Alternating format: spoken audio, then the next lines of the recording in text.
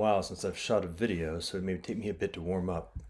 The basic idea here is that I've noticed that there's a conversation around something often called freedom of speech. And to be perfectly frank, my sense of it is that the conversation hasn't been particularly inspiring or characterized by insight. And I thought I'd throw a few cents in to try to at least be of a little bit of help. So here's some ideas. First is the notion of free speech, I would propose, is a means, not an end. It's not an end in itself. That we value free speech because it serves or supports a larger thing, a more complex thing, that is the thing we actually care about. And it's important to make those distinctions. So what is it that I would propose is the thing we actually care about? Well, I'm going to name it something like collective intelligence or distributed cognition, which is to say that it's this thing that human beings have, other social animals have as well, which is that you perceive things that I don't perceive, and I perceive things that you don't perceive, and you understand things that I don't understand, and vice versa, and you know things that I don't know, and vice versa, and that if we are able to communicate effectively, the whole is much greater than the sum of its parts. It's particularly much greater than any of its parts taken as individuals. That's kind of it, and that's the whole point, is that if we can communicate effectively, that our diversity of perspectives and understandings and knowledge produces a synergistic whole. And those groups of humans who protect and maintain what I will call a dialogical commons, or a commons of effective communication, thrive in ways that those who do not. And that's it. That's the thing. Okay, so why the notion of free speech? Well, what are the various hazards that threaten the dialogical commons? Well, one hazard that seems to come up all over the place is that there are certain advantages that can accrue to those who defect on the commons to benefit themselves at the expense of the larger whole. One version of this defection is if you have the ability, if you have power, of a wide variety of different flavors, by the way. And with that power, you can silence perspectives and or otherwise steer or shape the narrative, the shape of the conversation, the communication, so that the perception, and more importantly, the choices of the collective intelligence is biased in the direction of your interests at the expense of the interests of the whole. Okay, that's the thing.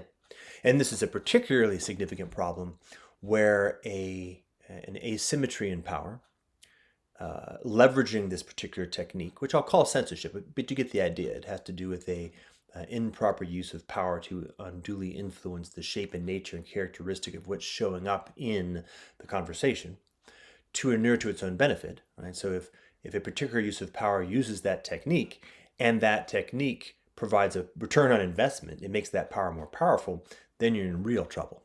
Right? It's a race to the bottom, ultimately, a competition over the scarce resource of the ability to jack the communicative commons. Okay, so therefore, we have this notion of free speech, which in some sense is the principle that says don't do that. It says where there's some use of power to shape the conversation in such a fashion, that's a bad thing. And perhaps as a simple heuristic, kind of a prophylactic, where we see power being used to silence, then we know that this is happening. But by the way, it's not the exclusive approach. All right. So that's kind of what we mean when we say free speech. And more importantly, you can see how it's connected to a larger thing that we value. So if we're entering into this conversation, what are other things that are hazards to the dialogical commons?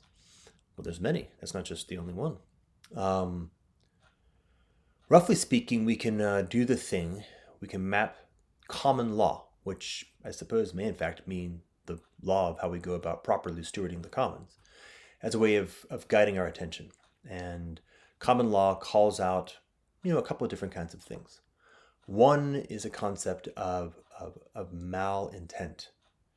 If you're coming with malicious intent in association with the commons, that is a per se bad thing. So in the context of the dialogical commons, if you're coming intending to lie, if you're coming intending to deceive, If you're coming intending to confuse, the intent is the thing, right? The content, what you say, is secondary, in some sense irrelevant. The intent that you're bringing is the thing, right? So those who come with malintent are bringing a hazard to the commons, and we need to find some way to protect against that, to identify it, to evaluate that that's actually occurring, and to police it effectively, to extinguish that kind of behavior from our commons, if we want to have an effective commons.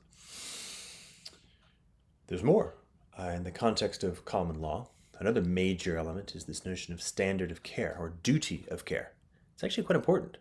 One imputes to all a duty to care for the commons. If you're showing up in the commons, if you're using it, which in this case means if you're using language at all to communicate, then you have a duty of care. Right? And your duty of care largely has maybe two elements that matter. One is the notion that contexts or particulars matter. Your duty of care, if you happen to be talking about nuclear launch codes, is different, higher. It's a higher standard of care than your duty of care if you're sharing a BlackBerry Pie recipe. Okay, seems pretty straightforward. Right? The thing that you are sharing carries with it a certain standard of care that is appropriate to the magnitude of the kind of the risk or the hazard imputed or conveyed by that particular content. And then we have a notion of sort of a gradient of the degree to which you have failed in your duty of care. We have things like recklessness and gross negligence and negligence. And so you may not be willful, right? Malintent. Malintent, bad. But perhaps you're actually coming with good intent, but you're not carrying the right standard of care, and you're doing so in a fashion which is reckless. I'll give you an example. Let's say that you come across a news story that, as it turns out, is conveying false information about the war in the Ukraine. And that false information is inflammatory, which is to say that those reading that story might find themselves leaning in a direction which would escalate the risk of, say, for example, nuclear exchange in a military conflict, which is quite hazardous. We don't want that to happen. And let's say this particular article has a very clickbaity title, and you didn't even read the article. You just retweet it, and that's that. We might say that is reckless. That is a reckless sharing or abuse, a reckless violation of your duty of care with regard to the dialogical commons. Okay? Let's go with negligence. Well, you get it. You get the idea of reckless. You get the idea of negligence.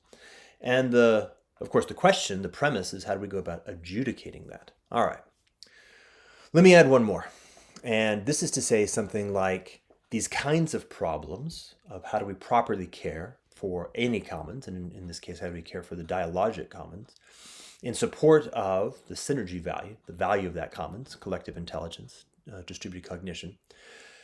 The kinds of hazards we run into have a typology, things like intent and standard of care, but they also have particulars.